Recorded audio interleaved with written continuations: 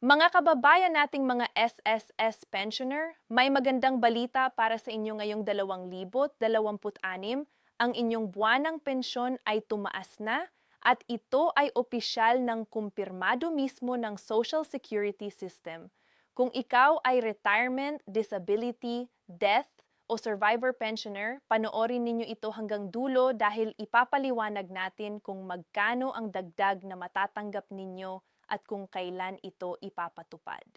I-subscribe na po kayo sa aming channel na SSS Update Today para palagi kayong updated sa mga pinakabagong balita tungkol sa inyong pensyon at mga benepisyo. At bago tayo magsimula, comment na po kayo sa baba at sabihin kung saang city o probinsya kayo nanood ngayon. Ito ay nagbibigay sa akin ng malaking motibasyon na patuloy na gumawa ng mga video para sa inyo. Ngayon, pag-usapan natin ang tungkol sa Pension Reform Program o PRP ng SSS. Ito ang unang multi-year pension increase sa kasaysayan ng SSS. Ibig sabihin, hindi lang ito isang beses na dagdag, may taunang increase ito mula 2025 hanggang 2027. Para sa mga retirement at disability pensioners, mayroon kayong 10% na taunang increase sa inyong buwanang pensyon. Para naman sa mga death at survivor pensioners, 5% ang taunang increase ninyo. Ito ay ipinatupad simula Setyembre 2025 at magpapatuloy hanggang 2027. Ang pinakamagandang balita, ang increase na dapat ay ipapalabas sana ngayong September 2026 ay pinabilis ng SSS. Inuna nila ito at inilabas noong June 2026, mga 3 buwan ng mas maaga kaysa sa orihinal na schedule. Ito ay para makatulong agad sa mga pensioner na nahihirapan dahil sa taas ng presyo ng pagkain, transportasyon, gasolina at kuryente. Kung ikaw ay pensioner as of Mayo 31, 2026, automatiko kang tumanggap ng increase simula Hunyo 1, 2026. Kung ang iyong contingency naman ay nasa pagitan ng Hunyo 1 hanggang Agosto 31, 2026, ang iyong increase ay simula Setyembre 1, 2026.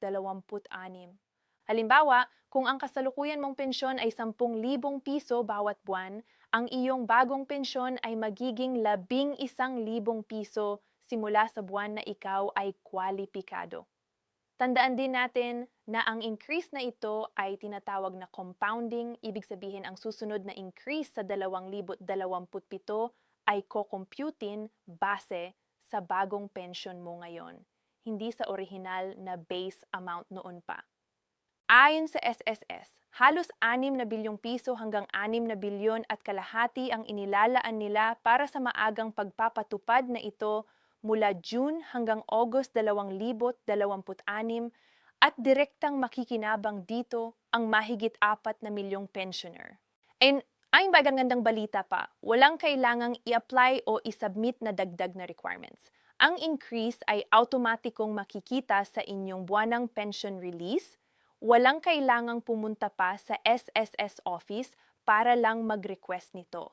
Ngunit importante pa rin na regular ninyong i-check ang inyong pension account para masiguro na tama ang halaga ng natatanggap ninyo. Kung mayroon kayong nakikitang discrepancy o hindi tugma sa inyong pensyon, huwag maghintay pa, direktang makipag-ugnayan sa SSS para maayos agad ang issue. Sa mga aktibong miyembro naman na hindi pa retirado, mabuting balita rin ito para sa inyo. Ipinapakita nito na malakas ang financial position ng SSS at may kakayahan itong suportahan ang tumataas na benepisyo ng mga pensioner sa hinaharap. Kaya naman huwag kalimutang magpatuloy sa regular na pagbabayad ng kontribusyon dahil ito rin ang magiging basehan ng inyong sariling pensyon paglaon. Hindi, ito ang Pension Reform Program ng SSS, hamuto, opisyal at aktwal na ipinapatupad na ngayon. Kung may kakilala kayong pensioner o miyembro ng SSS, i-share ninyo sa kanila ang video na ito para malaman din nila ang tamang impormasyon. Isa-subscribe na sa aming channel na SSS Update Today para palagi kayong updated at para mas mabilis na makuha ang aming susunod na video na puno ng mahahalagang impormasyon para sa inyo.